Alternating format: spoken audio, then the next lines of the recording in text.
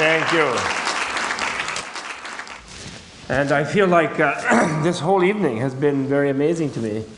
I feel like it's sort of like the Vimalakirti Sutra, an ancient work from ancient India, in which the Buddha appears at the beginning, and a whole bunch of people come to see him from the biggest city in the area, Vaishali, and they bring some sort of jeweled parasols to make an offering to him, all the young people actually from the city. The old fogies don't come because they're mad at Buddha, because when he came to their city, he always accepts the first invitation that comes to him from whoever it is. And the local geisha, movie star sort of person, raced the elders of the city in a chariot and invited him first. So he was hanging out with the movie star. And of course they were grumbling, he's supposed to be religious and all this, and what is he doing over there at Amrapali's house with all his 500 monks and so on? They were all grumbling. And so they boycotted him, they wouldn't go and listen to him. But the young people all came, and they brought this kind of a jeweled parasol, and they put it on the ground.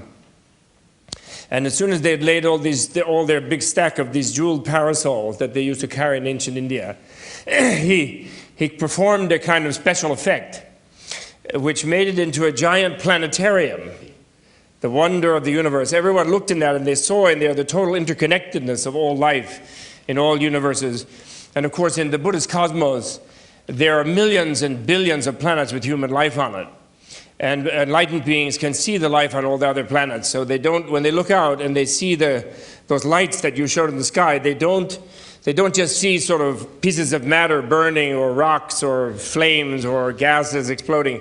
They actually see landscapes and human beings and gods and dragons and serpent beings and goddesses and things like that. So he made that special effect at the beginning to get everyone to think about interconnection and interconnectedness and how everything in life was totally interconnected. And then Lele Masse, I know his other name. Lele told us about interconnection and how we're all totally interconnected here and how we've all known each other. And of course, again, in the Buddhist universe, we've already done this billions of times in many, many lifetimes in the past. And I didn't give the talk always, and Chiho didn't, and Lele didn't, and Ed didn't, and Jim didn't. You did, and we had to watch you and so forth, and we're all still trying to, I guess we're all trying to become Tedsters, if that's a modern form of enlightenment. I guess so. Because in a way, if Tedster relates to all this interconnectedness of all the computers and everything, it's the forging of a mass awareness of where everybody can really know everything that's going on everywhere in the planet. And therefore, what compassion is where it will become intolerable for us. Totally intolerable that we sit here in comfort and in pleasure and enjoying the life of the mind or whatever it is. And there are people who just absolutely are like riddled with this disease and they cannot have a bite of food and they have no place, or they're being brutalized by some terrible person and so forth. It just becomes intolerable. And with all of us knowing everything, then we're kind of forced by technology to become Buddhas or something, to become enlightened.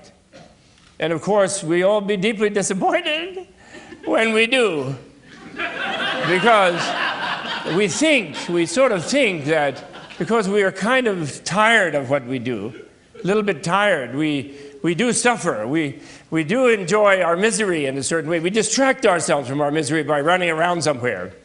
But basically, we all have this common misery that we're sort of stuck inside our skins. And everyone else is out there. And occasionally, we get together with another person stuck in their skin, and the two of us enjoy each other. And each one tries to get out of their own. And ultimately, it fails, of course, and then we're back into this thing. Because the egocentric perception, and from the Buddha's point of view, misperception, is that all we are is what is inside our skin. And it's inside and outside, self and other. And other is all very different. And everyone here is unfortunately carrying that habitual perception a little bit, right? You know, someone sitting next to you in a seat, it's okay because they're in a theater, but if you were sitting on a park bench and someone came up and sat that close to you, you'd freak out. What do they want from me? Like, who's that? You know?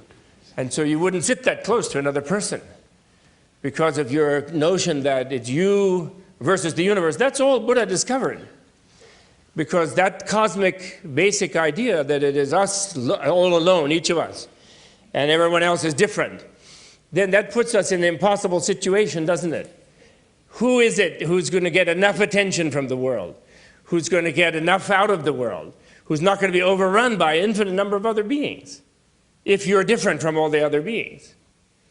So where compassion comes is where you surprisingly discover you lose yourself in some way, through art, through meditation, through understanding, through knowledge, actually, knowing that you have no such boundary, knowing your interconnectedness with other beings. You can experience yourself as the other beings when you see through the delusion of being separated from them. And when you do that, you're forced to feel what they feel. Luckily, they say, I'm still not sure, but luckily, they say that when you reach that point, because some people have said in the Buddhist literature, they say, oh, who would really want to be compassionate? How awful. I'm so miserable on my own. My head is aching, my bones are aching, I go from birth to death, I'm never satisfied, I never have enough. Even I'm a billionaire, I don't have enough, I need 100 billion. So I'm like that. Imagine if I had to feel even 100 other people's suffering. It would be terrible. But apparently, this is a strange paradox of life, when you're no longer locked in yourself, and as the wisdom or the intelligence or the scientific knowledge of the nature of the world that enables you to let your mind spread out and empathize and enhance the basic human ability of empathizing and realizing that you are the other being. Somehow by that opening, you can see the deeper nature of life. And you get away from this terrible iron circle of like I, me, mine, like the Beatles used to sing. You know, we really learned everything in the 60s. Too bad. Nobody ever woke up to it. And they're trying to suppress it since then. I, me, mine. It's like a perfect song, that song. The perfect teaching. But when we relieve from that, we somehow then become interested in all the other beings. And we feel ourselves differently. It's totally strange. It's totally strange. The Dalai Lama always likes to say, he says that when you give birth in your mind to the idea of compassion, because you realize that you yourself and your pains and pleasures are finally too small a theater for your intelligence, it's really too boring. Whether you feel like this or like that or what, you know, and the more you focus on how you feel, by the way, the worse it gets, right? Like even when you're having a good time, when is the good time over? The good time is over when you think, how good is it? And then it's never good enough. I love that Lele said that the way of helping those who are suffering badly on the physical plane or on other planes is having a good time, doing it by having a good time. I think the Dalai Lama should have heard that. I wish he'd been to hear it. He once told me, he looked kind of sad. He worries very much about the haves and the have-nots. And he looked a little sad because he said, well, 100 years ago, they went and took everything away from the haves. You know, the big communist revolutions, Russia and China and so forth. They took it all away by violence. And then saying they were going to give it to everyone, and then they were even worse. And they didn't help at all. So what could possibly change this terrible gap that has opened up in the world today? And so then he looks at me, you know. So I said, well, you know, you're all in this yourself. You teach. It's generosity was all I could think of. You know, first Buddhist virtue. But of course, what you said, I think the key to saving the world, the key to compassion is that it is more fun. It should be done by fun. Generosity is more fun. That's the key. Everybody has the wrong idea. They think Buddha was so boring, and like they're so surprised when they meet Dalai Lama and he's fairly jolly. Even though his people are being genocided, and believe me, he feels every blow on every old nun's head. In every Chinese prison, he feels it. He feels the way they're harvesting yaks nowadays. I won't even say what they do. But he feels it. And yet he's very jolly. He's extremely jolly. Because when you open up like that, then you can't just, what good does it do to add being miserable with others' misery? You have to find some vision where you see how hopeful it is, how it can be changed.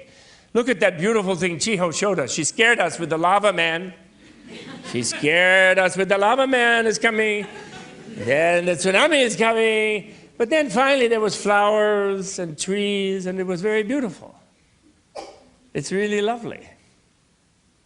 So compassion means to feel the feelings of others. And the human being actually is compassion. The human being is almost out of time. The human being is compassion, because what is our brain for? Now, Jim's brain is memorizing the almanac, but he could memorize all the needs of all the beings, and he did. He could memorize all kind of fantastic things to help many beings, and he will have tremendous fun doing that. So the first person who gets happy when you stop focusing on the self-centered situation of how happy am I, where you're always dissatisfied, as Mick Jagger told us. You never get any satisfaction that way. So then you decide, well, I'm sick of myself. I'm going to think of how other people can be happy. I'm going to get up in the morning and think of what can I do for even one other person, even a dog, my cat, my pet, my butterfly. And the first person who gets happy when you do that, you don't do anything for anybody else, but you get happier, you yourself, because your whole perception broadens, and you suddenly see the whole world and all of the people in it. And you realize that this being with these people is the flower garden that Chiho showed us. It is nirvana. And my time is up, and I know the 10 commandments. Thank you.